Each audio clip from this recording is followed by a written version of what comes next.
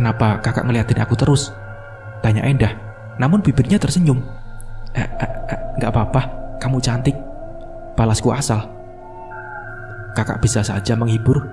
Orang kulit aku butek kayak gini dibilang cantik. Apa mata kakak rabun atau katarak? Ucap Endah. Cantik itu gak harus berkulit putih, Endah. Kataku memuji. Endah tidak menjawab lagi, sebab kebetulan seorang mandor lewat di samping kami. Begitu juga saat aku sudah kebelet pipis. Di saat sudah di deretan toilet yang berjajar, aku ragu untuk membuka pintunya. Dan ternyata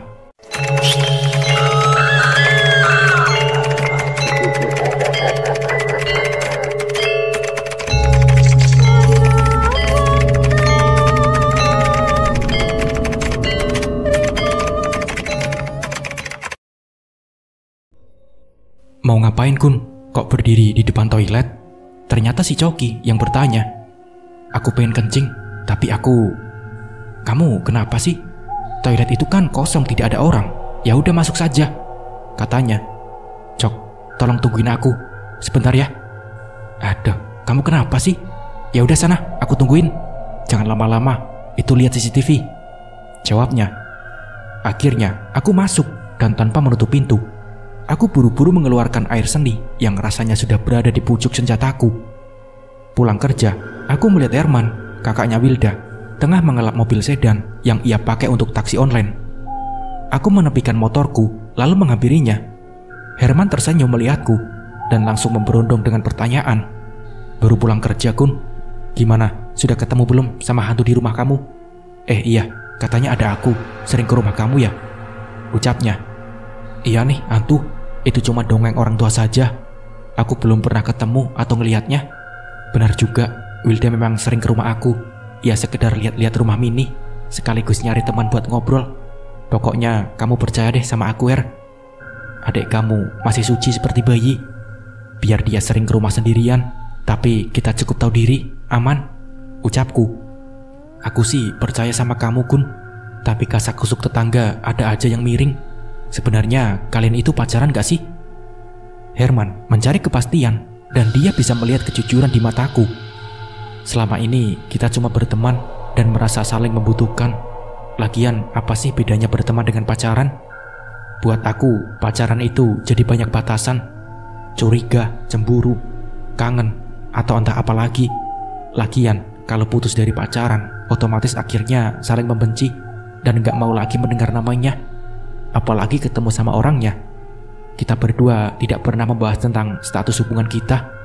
Aku gak bisa nolak kalau kebetulan Wilda ngajak aku keluar. Gitu aja sih, ucapku. Itu tandanya kamu perhatian sama adik aku. Mungkin juga cinta. Kamu. Aku ini kan sudah dekat banyak sama kamu dan adik kamu. Dari dulu kita gak ada jarak. Jadi mungkin saja sih aku juga sayang sama Wilda, seperti kamu sayang sama dia. Tapi kalau aku sih maunya lebih. Maksud aku, kamu jadi adik aku aja, Kun, ucap kakak Wilda. Aku tertawa kecil mendengar candaan Herman. Ya, kalau memang jodoh. Herman terperangah mendengar ucapanku. Malam ini, kebetulan aku libur bekerja. Tapi malam ini juga, aku kebagian tugas ronda untuk menjaga kampung agar tetap kondusif. Aku dan dua orang teman, yaitu Yusuf dan Iksan, kebagian jam 12 hingga pagi hari. Sebetulnya, waktu dari sore hingga jam 12 bisa aku manfaatkan untuk tidur di rumah. Tapi karena masih kebayang oleh penampakan cewek bergaun merah itu, aku jadi malas. Malah memilih mengobrol sama teman-teman. Tentu saja ada kopi dan cemilan gratis pemberian ibu-ibu. Apa benar kamu sudah ngelihat wajah hantu itu, Kun? Tanya Dimas ingin tahu. Siapa bilang? Aku balik bertanya. Cewek kamu itu, si Wilda. Bohong dia. Aku cuma lihat kakinya saja kok. Lagian jangan kamu ngomongin hantu itulah. Ini kan malam Jumat. Entar kalau sampai ketemu dia gimana? Tanyaku. Kalau aku sih ya nggak mungkin. Kan hantu itu adanya di rumah kamu. Sudah, kita nggak usah ngebahas soal hantu. Mending ngopi dan ngemil. Kalau ngobrolin Wilda bagaimana? Tanyanya.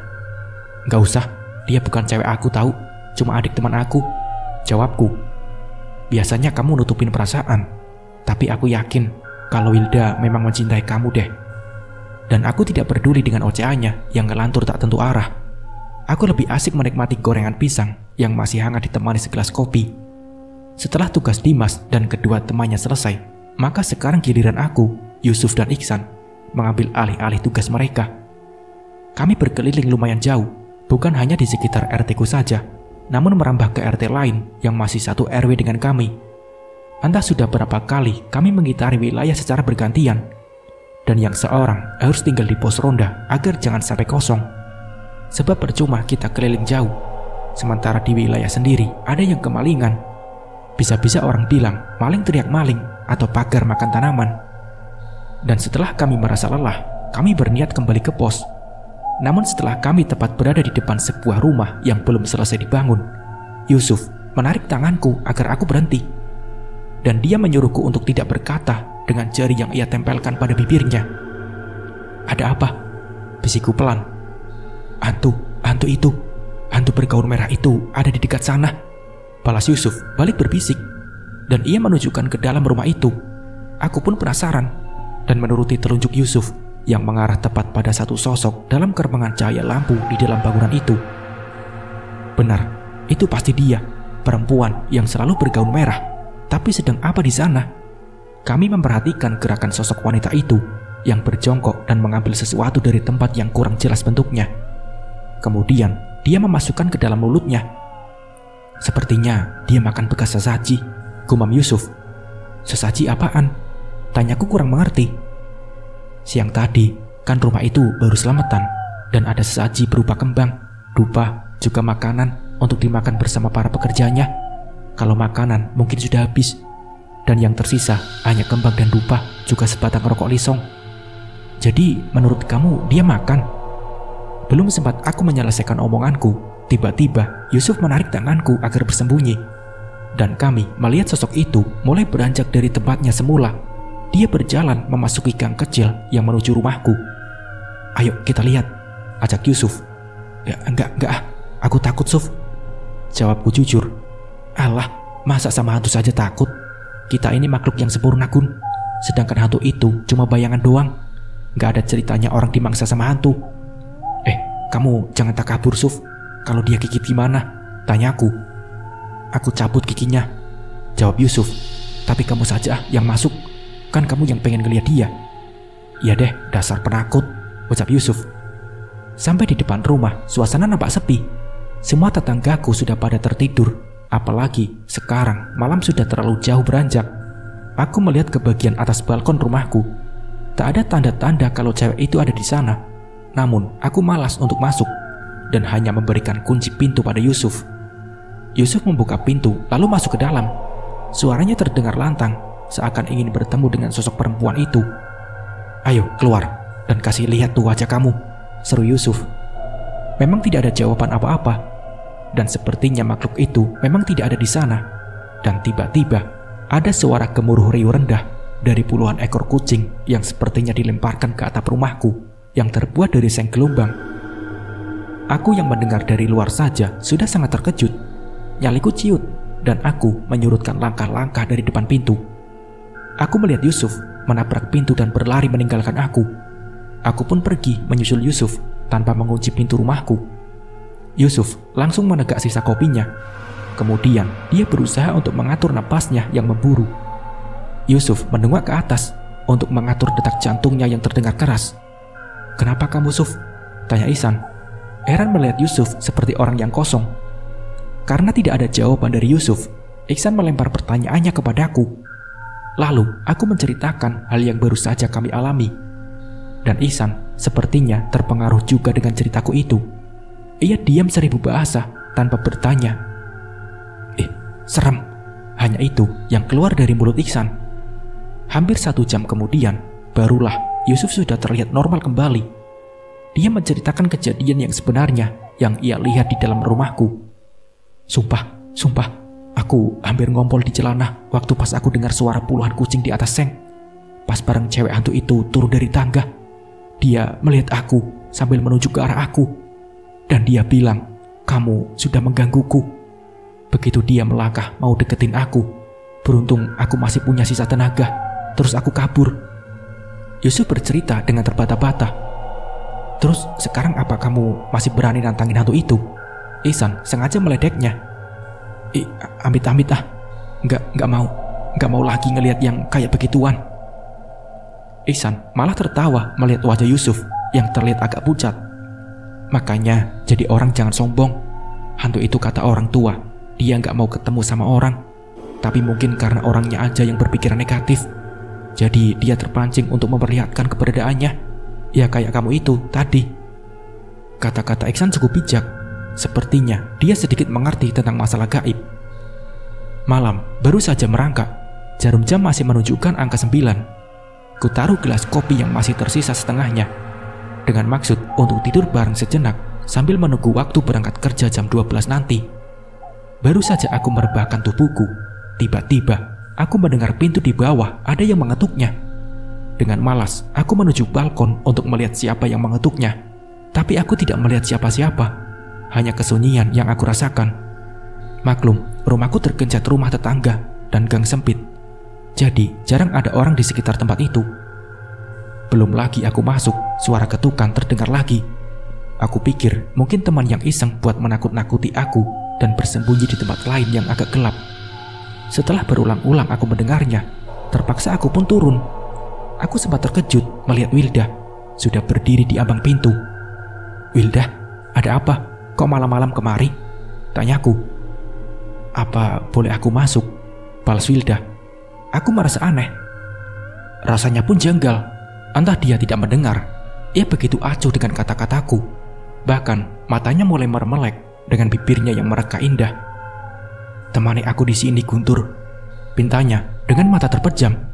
Dan sungguh aneh, kata-kata Wilda seakan sebuah perintah yang tidak bisa aku menolaknya. Entah mengapa, tiba-tiba detak jantungku bergemuruh hebat.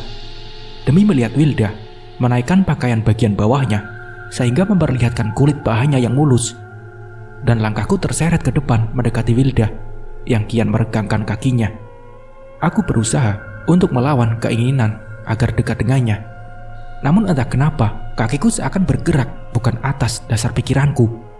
Aku duduk di samping Wilda dan menikmati wajahnya.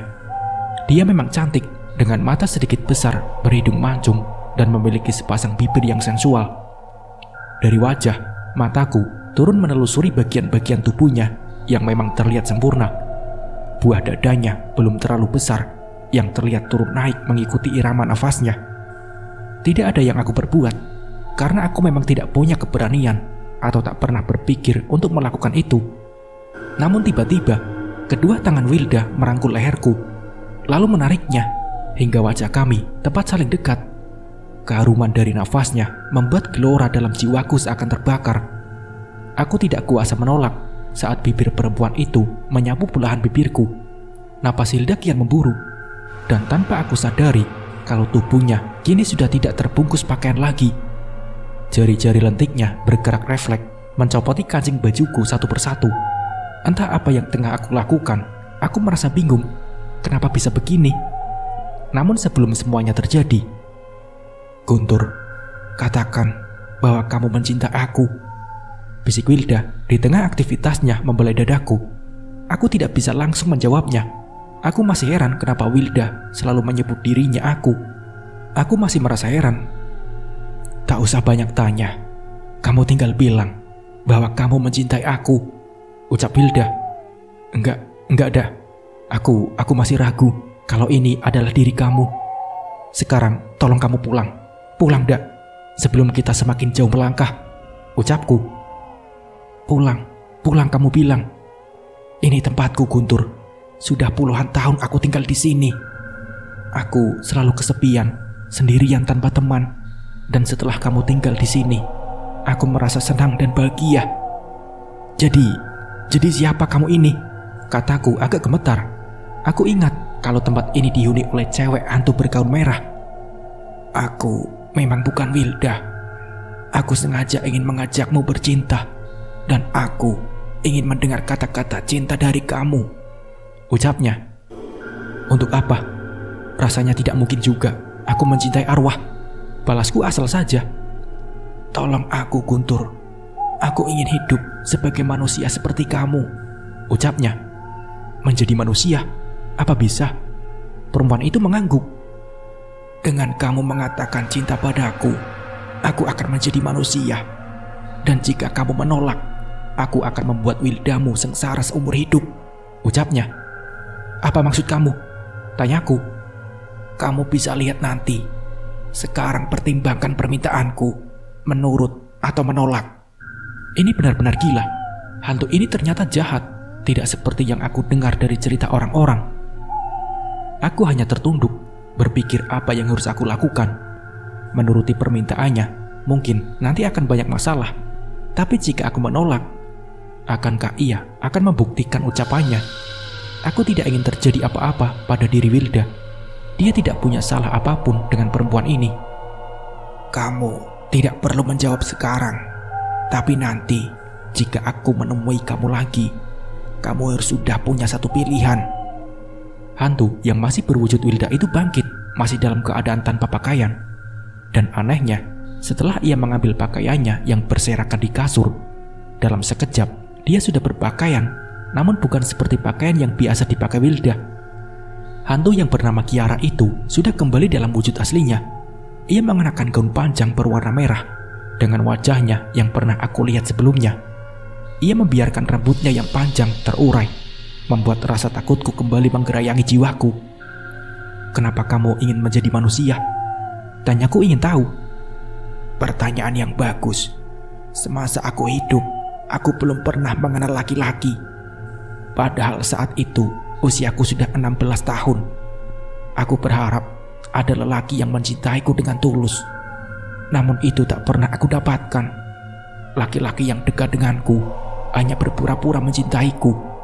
Namun ternyata berhati serigala. Dia mencari kesempatan saat keluargaku tak ada di rumah dan aku hanya sendirian. Dia datang bersama seorang temannya. Aku sama sekali tidak berprasangka buruk, memberinya minum dan cemilan ala kadarnya. Tapi aku tidak menyangka kalau temannya tiba-tiba berdiri dan menyergapku. Tentu saja aku terkejut dan berteriak. Tapi sia-sia. Dengan berpikir aku harus menyelamatkan diri, kakiku bersarang di selangkangan laki-laki itu, sehingga ia yang menjerit dan melepaskan tubuhku. Sampai di situ, arwah Kiara terdiam. Matanya memandang kosong, seakan menembus pada masa lalunya yang kelam. Kemudian, apa yang terjadi? Tanyaku tak sabar. Aku punya kesempatan untuk lari, namun tidak ada pilihan tempat kecuali dapur. Aku bingung. Mengambil pisau ingin melawan atau bunuh diri, tapi itu tidak mungkin. Mereka pasti akan tetap memperkosaku, dan pilihan terakhir hanyalah sebuah sumur. Iya, hanya sumur itulah yang dapat menyelamatkan kesucianku dari cengkraman kedua lelaki tersebut. Maka ketika kedua laki-laki itu sudah berhasil mendobrak pintu dapur, tanpa pikir panjang, aku lompat ke dalam sumur itu. Aku mendengar jeritan tertahan lelaki yang aku anggap kekasihku. Tapi itu tidak lama, karena aku tengah berjuang melawan maut. Perlahan tapi pasti tubuhku mulai lemas. Seteguk demi seteguk, mulutku menelan air sumur, hingga perutku terasa kembung, hingga memenuhi tenggorokanku. Arwah Kiara menceritakan nasib tragisnya. Jadi, kamu bunuh diri? Tanyaku. Demi mempertahankan kesucianku, biar bagaimanapun, aku ingin tetap suci sebelum aku mendapatkan seorang suami. Sebaiknya, kamu berangkat kerja. Ingat pesanku, agar kamu menentukan jawabannya nanti. Setelah ia mengucapkan kata itu, dalam sekejap saja, tubuhnya telah lenyap dari hadapanku. Kulihat jam, sudah pukul 11 lebih. Mestinya aku sudah bersiap untuk berangkat. Tapi gara-gara arwah itu, semangatku lenyap begitu saja. Kalau mendengar kisahnya, aku merasa prihatin dengannya. Berarti dia gadis yang teguh dalam pendirian. Prinsipnya lebih baik mati daripada hidup ternoda. Tapi kenapa baru sekarang ini ia menginginkan kata cinta? Atau memang benar kalau selama ini dia hanya tinggal di sini di kamar mandi tua yang kumuh dan penuh lumut? Sehingga akulah laki-laki pertama yang ia temui. Sehingga ia merasa membutuhkan aku. Tapi bagaimana dengan Wilda? Dan tiba-tiba handphoneku berdering dan aku lihat dari Wilda. Halo? Aku mengatakannya. Kamu berangkat belum, Kun? Tanyanya.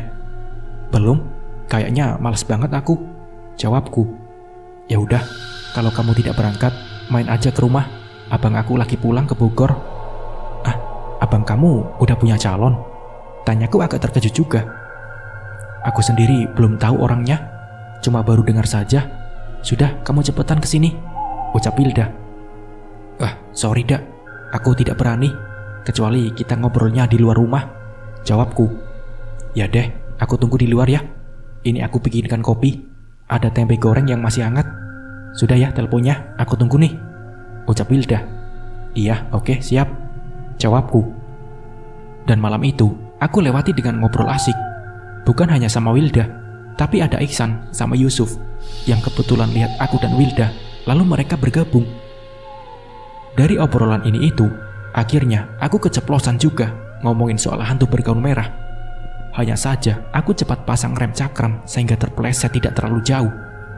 Aku hanya bercerita kalau ternyata dia melakukan bunuh diri dengan cara melompat dari sumur. Hebat juga pendirian dia ya. Lebih baik mati daripada menjadi pemuas nafsu lelaki biadab itu. Tapi bagaimana ceritanya? Dia sampai curhat sama kamu, Kun? Tanya Ihsan penasaran. Mungkin dia memang ingin ngasih tahu sama aku supaya aku tidak takut lagi sama dia. Lagian aku sendiri tidak bisa lari dari dia. Kaki aku kerasa lumpuh. Tapi ya sudah, sekarang mungkin aku emang tidak perlu takut lagi. Malahan harus punya empati sama dia. Terus kamu apa tidak cemburu kalau Guntur pacaran sama hantu itu, Wilda? Sambung Yusuf memandangi Wilda. Ngapain aku cemburu? Kalau emang Guntur mau, ya nikah saja sama dia. Kan dia lebih cantik. Lagian tidak butuh sandang pangan, jawab Wilda. Obrolan kami pun berlanjut, namun dengan tema yang berbeda. Dari soal hantu berganti ke soal Herman, abangnya Wilda, yang katanya sudah punya calon istri. Pada saat ada cuti kerja, aku memanfaatkan waktu untuk pulang kampung. Rasanya sudah kangen sama ayah dan ibu, juga adikku. Kedua orang tuaku sangat terkejut setelah mendengar musibah kebakaran yang menghanguskan seluruh rumah warga. Jadi, kamu jual tanah, kemudian membangun bekas kamar mandi umum itu? Tanya ayah, seakan tidak percaya. Seharusnya, kamu pulang dan membicarakan pada ayah, dan ayah pasti membantu kamu untuk membangun rumah kembali. Lanjutnya, sudahlah ya, masih untung Ibu Ratmi cepat membeli tanah itu. Kalau tidak, mungkin Guntur akan numpang terus di rumah orang. Ibu yang menjawabnya. Ini bukan masalah untung rugi, Bu. Ayah hanya tidak tega mendengar Guntur sampai tinggal di bekas rumah kamar mandi umum itu. Kemudian, ayah juga menanyakan tentang aku setelah menghuni rumah baruku. Dan mereka tentu saja sangat terkejut mendengar ceritaku. Selanjutnya, aku juga menceritakan kalau arwah itu memintaku untuk menyatakan cinta agar ia bisa menjadi manusia kembali. Kasihan sekali Kiara. Ayah baru tahu setelah mendengar cerita ini dari kamu. Ternyata dia bunuh diri demi mempertahankan kesuciannya sebagai wanita. Menurut ayah, kalau memang kamu mau membantunya, ya turuti saja maunya. Daripada menolak bisa berakibat fatal buat calon mantu ayah dan ibu. Maksud ayah, Wilda, kami nggak pacaran kok, hanya berteman. Arwah Kiara lebih tahu, makanya dia mengancam kamu, ucap ayah.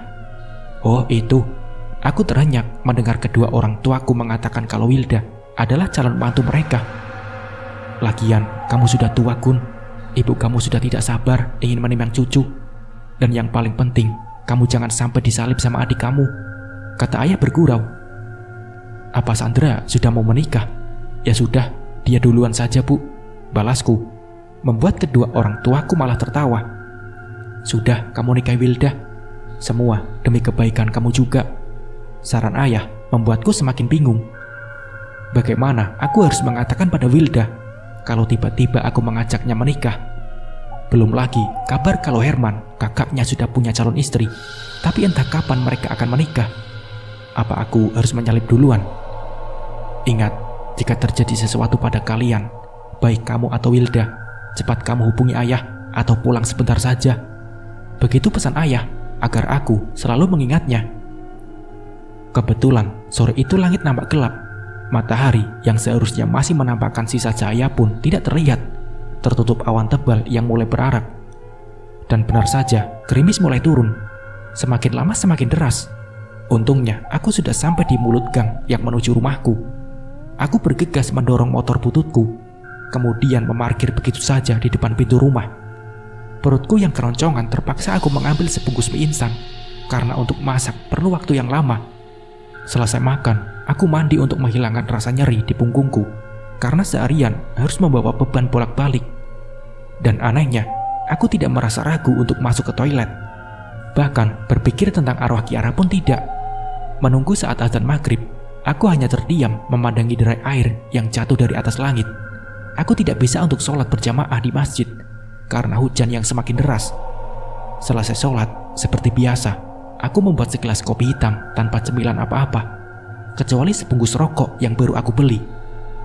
Aku men-scroll beranda FB ku, hanya sebatas melihat foto artis atau mungkin ada peristiwa lucu. Sampai akhirnya aku melupakan handphoneku dan kembali tenggelam dalam ingatan tentang pesan ayahku. Iya, ayah, selain mengatakan agar aku segera menikahi Wilda, juga mengizinkan aku untuk membantu arwah Kiara yang ingin hidup sebagai manusia. Aku pun bingung. Seandainya aku menyatakan cinta kepada Kiara, kemudian seperti apa yang ia katakan bahwa dia akan tetap tinggal di tempat ini? Lalu apa yang akan ia lakukan dalam menjalani hari-harinya nanti? Apakah dia akan tetap mengurung dirinya di dalam rumah ini? Atau, tidak mungkin. Dia harus menampakkan dirinya dan dapat terlihat oleh orang lain. Apalagi bagaimana jika Wilda yang sering masuk rumahku melihat arwah itu ada bersamaku? Yang pasti, Wilda akan menuduhku kalau aku menyimpan cewek lain di rumah ini. Dan sedikit pun dia tidak akan percaya jika cewek itu adalah sosok arwah yang telah berubah menjadi manusia. Ini benar-benar rumit. Hujan semakin lebat, apalagi suara gemuruh guntur yang sepertinya saling bersautan. Kilatan cahaya petir bak lidah api yang tengah menjilat-jilati isi alam ini. Malam ini benar-benar semakin mencekam. Aku mengutuk kebodohanku dengan membangun dan menempati rumah ini, sehingga harus merasakan hal yang semestinya tidak pernah ada di dalam kehidupanku. Karena hawa dingin yang masuk ke tulang, aku memutuskan untuk segera tidur. Meskipun malam sebenarnya belum terlalu larut. Bagaimana jika kita menikah saja, Guntur? Aku berjanji untuk membahagiakan kamu. Kamu tidak perlu bekerja, yang terkadang berangkat malam dan pulang pagi. Aku kasihan sama kamu. Akan aku berikan apapun yang kamu pinta dariku, kata Kiara sambil bergelayut manja di bahuku. Tidak, Kiara, aku mengatakan cinta karena aku kasihan sama kamu. Dan mana mungkin aku mempunyai istri arwah yang mungkin umurnya jauh lebih tua dariku. Lagian kamu ini hanya sekumpulan tulang belulang yang mungkin sudah lapuk terkubur di dalam tanah. Jawabku agak kasar. Berani kamu menghinaku dengan mengatakan bau bangkai busuk. Kiara nampak marah. Dia menghempaskan tubuhku hingga membentur dinding. Aku pun menjerit dan memegang kepalaku yang terasa agak menonjol. Aku berusaha bangun dan berusaha untuk kabur, tapi aku tidak melihat arwah Kiara di sana. Aku hanya menggeleng-gelengkan kepala yang terasa agak pening, dan aku sadar kalau itu tadi hanyalah mimpi buruk akibat pikiranku yang selalu mengingat sosok arwah itu. Dan dalam sekejap saja, aku sudah mendengar dengkuran Herman yang cukup membuat telingaku budek. Boro-boro bisa tidur, malahan terganggu sama dengkuran Herman. Merasa serba salah aku jadinya. Mau memaksakan diri untuk tidur juga percuma. Jadi aku memutuskan untuk tidur di kursi panjang yang lumayan empuk. Kegelisahan terus menyergap pikiranku. Sesekali aku memperhatikan keadaan sekeliling ruangan dan kamar kosong itu. Kenapa susah banget sih ini mata buat tidur, sedangkan paginya aku harus berangkat bekerja, gumamku. Akhirnya aku paksakan juga untuk memejamkan mataku dan mengalihkan pikiranku dari arwah Kiara. Entah berapa menit saja aku tertidur, tiba-tiba aku mendengar suara seorang wanita begitu dekat. Rupanya kamu bersembunyi di sini, Guntur. Percuma kau lari dariku. Itu tidak mungkin. Ucap wanita itu. Suara itu jelas milik Kiara. Aku sedikit membuka mata dan mengintipnya dari tangan yang aku silangkan di wajahku. Benar, itu Kiara. Kenapa dia tetap mendatangi aku di rumah orang? Tanyaku dalam hati. Bangunlah, Guntur. Aku tahu kamu tidak tidur dan melihat aku bukan. Kamu pasti sudah menceritakan semua tentang aku kepada kekasihmu itu, iya kan? Kiara melanjutkan. Aku tidak bisa menolak untuk tidak bangun. Percuma, karena cewek ini pasti terus-menerus menggangguku. Nah, sebaiknya begitu. Duduk dengan manis di sampingku. Kata-katanya mengandung perintah yang tidak bisa aku bantah. Katakan bahwa kamu mencintai aku. Gampang kan? Aku mencintai kamu. Aku mengucapkan kalimat itu dengan gegap. Begitukah seorang cowok menyatakan cintanya pada kekasihnya? Gagap dan tidak enak didengar. Coba ulangi dengan benar. Aku mengatur nafasku agar detak jantungku tidak terlalu berdebar. Aku mencintai kamu, Kiara. Kata itu meluncur deras begitu mudah aku ucapkan. Dan selanjutnya, aku sudah tidak lagi melihat sosok Kiara di sampingku. Terima kasih, Guntur. Kamu adalah laki-laki pertama yang mengucapkan kata indah itu. Suara Kiara terdengar agak menjauh.